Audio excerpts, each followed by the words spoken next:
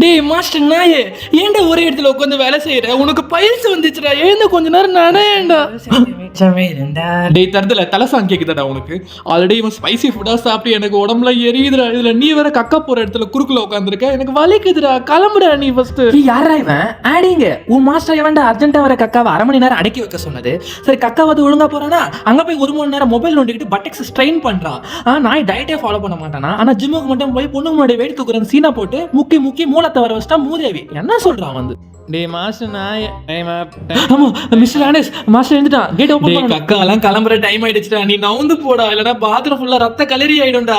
இது என் பட்டெக்ஸ், என் உரிமை, என்ன நோர முடியாதுடா. ஐயோ டேய் ரெக்டம், யாரா அவனுங்க? கோஸ்ட் ரைடர் மாதிரி இருக்கானுங்க. ஐயோ அது ஏன்டா கேக்குற? இந்த நாய் ஃப்ரெண்ட் எவனா ட்ரீட் வைக்கிறான்னு ஓசில ஃபுல்லா ஜங்க் ஃபுட்ஸ் ஸ்பைசி ஃபுட்ஸா சாப்பிட்டுருக்கான்டா. இவனுங்க வர வழியில எரிச்சிட்டு வந்திருக்கானுங்க. பாவம் காலெல்லாம் கதறிட்டு இருக்கான். ஐயோ எனக்கும் உடம்புல எரியுது. அவனுங்க ஒழுங்கு மாதிரி வேற வழியில போக சொல்லு. டெய்லி பஸ்ல பொண்ணுங்களை உரசுற மாதிரி உரசிட்டே போறானுங்க பொறுக்கி பசங்க. டென்ஷன் ஆயிடும். டேய் இந்த வழி விட்டு வேற வழி இல்லடா. வாய் வழி போடா வென்று. டேய் அந்த வாய் வழியா போறதுக்கு எங்களுக்கு ஆக்சஸ் இல்லடா. ஆசன வழி தான்டா. டேய் அனசே, இவனுக்கு வேலைக்கு ஆமாடா. நான் யாருன்னு காட்டுடா.